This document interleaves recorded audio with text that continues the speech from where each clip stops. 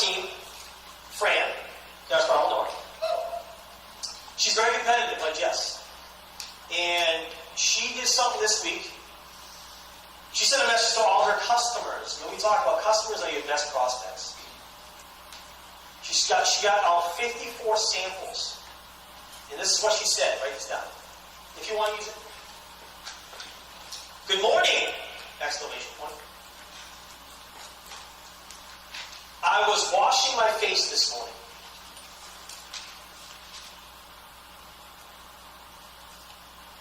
With our new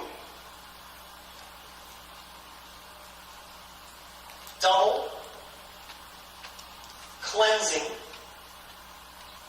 face wash. And I thought, why have I not shared this new product with you? You are going to love it.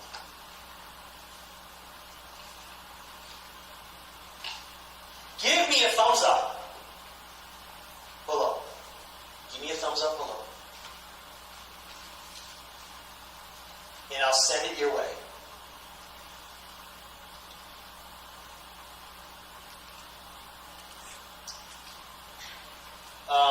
This will work with any product you sample, right? So, I know some of you already know about this. Jen, do you have some here? Where's Jen? Do you have some here? Okay, I'll solve it. So, okay, you got one? You throw it to me? We'll come bring it to me. So there's some people, and you listen, you don't have to do this, but I think it's pretty darn smart. We have the ICM samples, right? We have the ICM samples, the little samples, right? Those are easy to sample. They make it easy for us. But, sometimes it's hard to sample out the cleanser. It's a big bottle. It lasts basically 2 months, right? For one person. It's awesome. So some smart people that got these little sample bottles. You guys have seen these, maybe? Amazon, is it? Amazon? Okay, so you get the information from some of these people in here. They'll tell you what to get. Come out to 30 cents a piece. It's about a 3 to 4 day sample.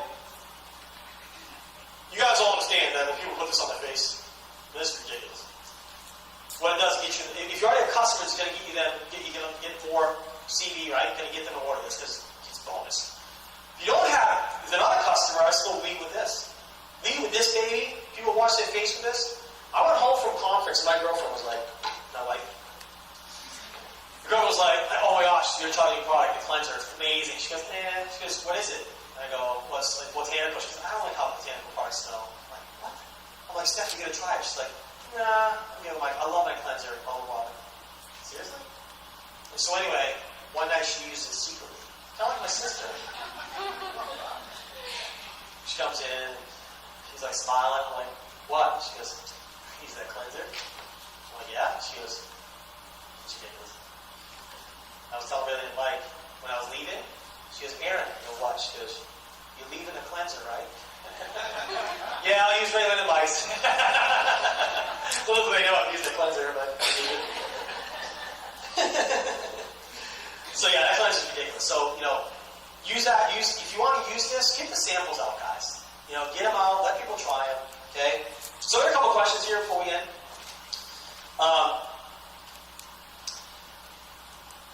Okay, that's very nice. Your best quality, in my opinion, is your enthusiasm. How do you maintain enthusiasm during hard times? It's a great question. Everybody's different. But I always try to reflect on my why. That's what I always do. I always try to reflect on my why. Go back to a video like that. Jeff Olson always says it, right? We all get the funk. When he says that, we all get the funk. And he gets the funk like this now. He recognizes, the funk's here. Okay, let it do its thing. Okay, enough of the funk, right? Some of us stay in funks for months, not years, right? So you do that by personal development, Alex. You got to grow. You got to learn. You got to recognize. But everybody is motivated by certain things. But usually I listen to music. That's what I do. I listen to music. I put on, just lose it. I'm good. Just jump rope. So, but also I love to help people. So I would never quit this because, I love people. I love helping people. what I do. Everybody's different though. How do you keep your team on track and motivated? It's tough sometimes, isn't it, leaders?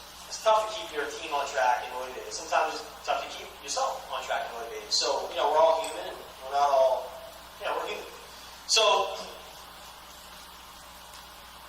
there's obviously different ways. I always try to, again, ask them questions, right?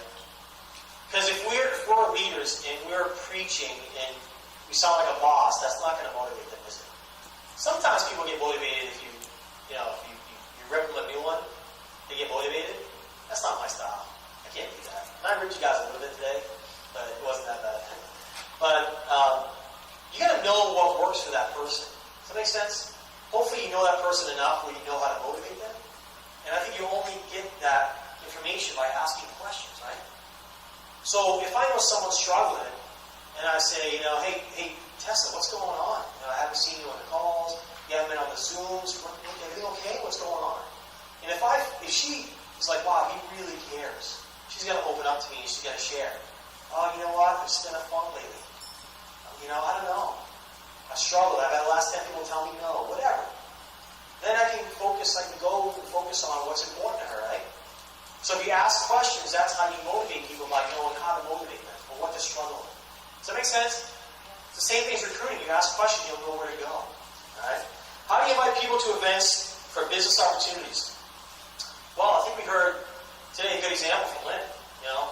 You try to, if you can't do it, try to get them on the phone with an upline. But again, there's so many different ways you can do this.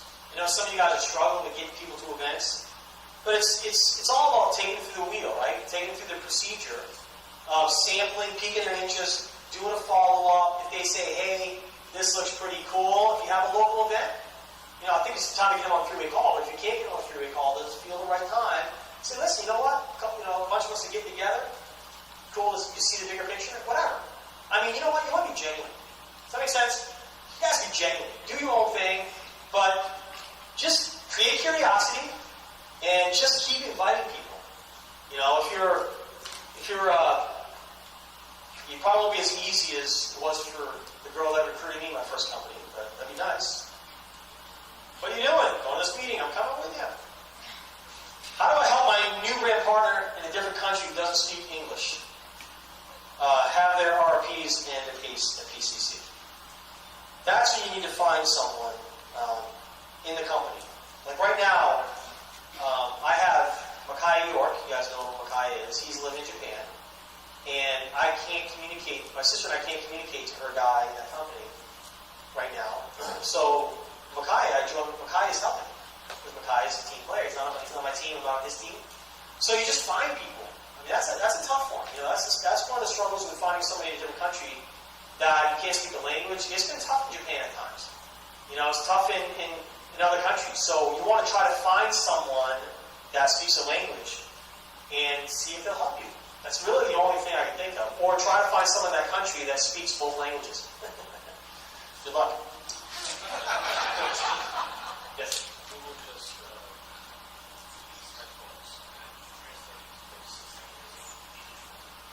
Really? That's awesome. Alex just said Google just released headphones that translate the language. Yeah, hopefully it's better than Google Translate because that's tough. That's funny. Sometimes you'll send a translated word to Chinese and it'll come out and it'll be a total offensive word. Crazy.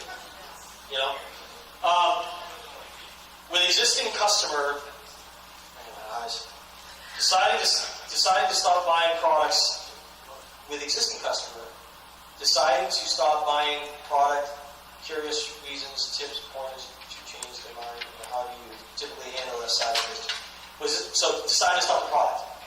Well, there's a lot of reasons, right? You got to find, again, ask questions. There's teams in this company that they'll suggest. I think this is something we talked about last night. That now we have the premier customer. It's gone, right? You have the $10, hey, $10 referral. You have that, right? And every third auto ship, you get a $25, gift certificate, basically. Okay. But there's some ways to really retain your customers. So there's people that are really creative in this company, and you can use this if you want. But once you get them hooked on a product, right, you want to, if you can, if you really feel you can do this, which anybody can do this, the better connected you are to your customer. Let's give you an example. If I go and say, to Vicky, and I let Vicky sample a product, she goes, oh my gosh, I love this. This is great. I say, great. Which product do you want? You ready to get the product? She says, yes. There's people in this company that will sign her up with her own website, name the website. She don't even know she has a website. Okay? They'll work it like a job. So they'll sign her up. Let's put Vicky Ojeda, Nerium.com, whatever. They'll put the ABC123 as a password or whatever. Same password for everybody. Right? Doesn't matter. And the product will go to her and she'll, say, hey, Vicky, by the way, if you know people that want it, we give you $10 off your next order. The each one. $25. By the way, you order 3 times, you get $25 off. So the product gets to her, and I follow up with her. And this is how you should work your business. Follow up with Vicky 25 days later, and I go, Vicky, hey, how's your skin? How's the product? You see the difference. Whatever you want to say. You keep that relationship. And she goes, oh my gosh, I love it. And then they say, hey, that's great. Vicky, just so you know, another bottle is going to be here in a week. She goes, great. Come to your house in a week. So she says to me right there, she goes, oh, well, wait a second. I have plenty. I still have plenty. I missed it a few days. Some of you guys have heard that? They say, well, listen, hey, great. No worries. Hey, we have a lot of clients. What do you use to cleanse your face? Right? So then, yeah, I order the cleanser. So you put that on the auto ship. Right? Instead of the night cream, you stop the night cream, put the cleanser, whatever. But what they do is they follow up with their customers every month.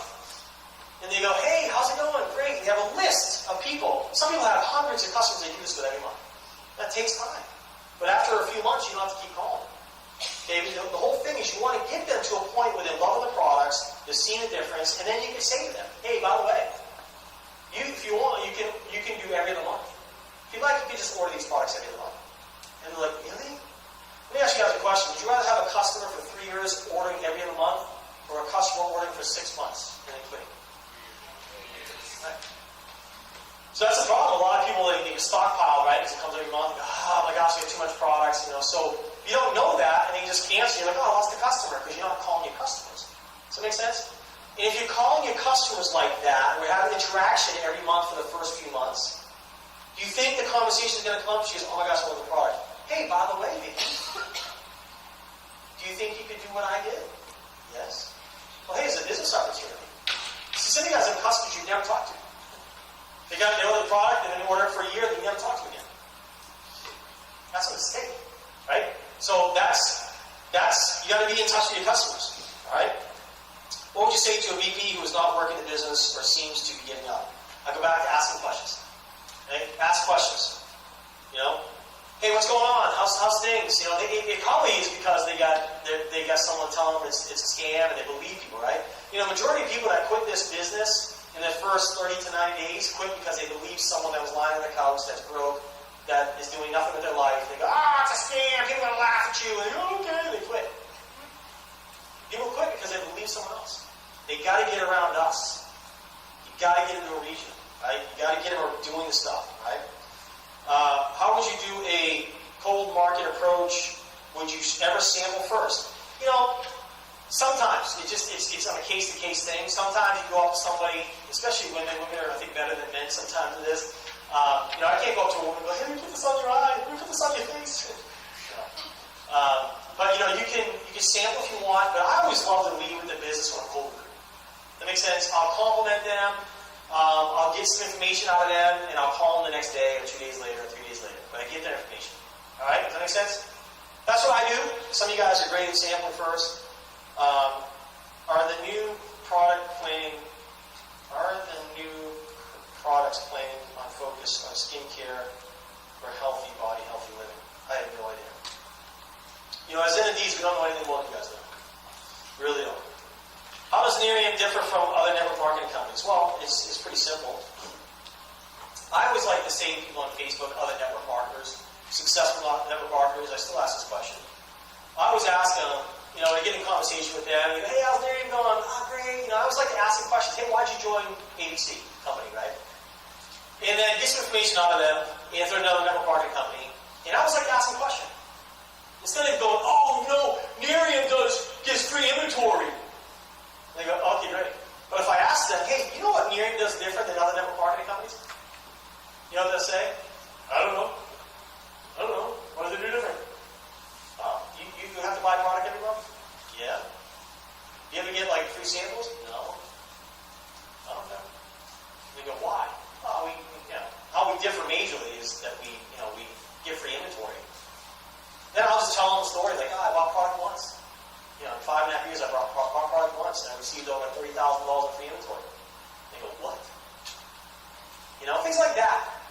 Hey, do you sell? Do you have to sell in your company? Yeah. Man, that's rough. Whatever. Man, how would you like to just give away a free product? That'd be easier. There's a lot of ways. You got Jeff Olson. I go on and on and on about that one, But again, you're not there to go to somebody and go, company is yours. That's not how you're going to get anybody to go around the bases, is it? Okay? I'm better than your husband, you should date me. What do you find makes the most impact for success when starting sales for Nerium, and when a sales rep is really wanting to boost their business? What do you have seen that makes the biggest difference? Listen, I'd say follow the system. There are people that have gone very quick because they didn't wait to call all their people. Some people get in the company and they call one person their first week, another person the next week, and make a list of nobody. So this people like Danny Gaskin got in and called 50 people his first 48 hours. He called 50 people and go, hey, I found something. The quicker you can make everyone curious, the quicker you can get everyone to see some information about what we're doing, not hear from you, but see it, the quicker you're going to have success. Okay? That's it. You know better. I am no better than you. Really, no better than you. You guys are no better than me. We're all the same opportunity. It's all about how we do it and how fast we do it. Does that make sense? You guys understand that? Some people go slow, some people go fast. Verbiage for cold prospecting. Kind of already went through that. Covered that. Compliment them. You know what I mean? Let's say, hey, listen, I'm expanding my business in this area. Something like that. Some people are really good at this, a lot better than I am. Hey, are you open? You can ask them what like best, what like least. Let me touch on that real quick. Someone says they're waiter, they're like, I love people. I love coming to work, different people.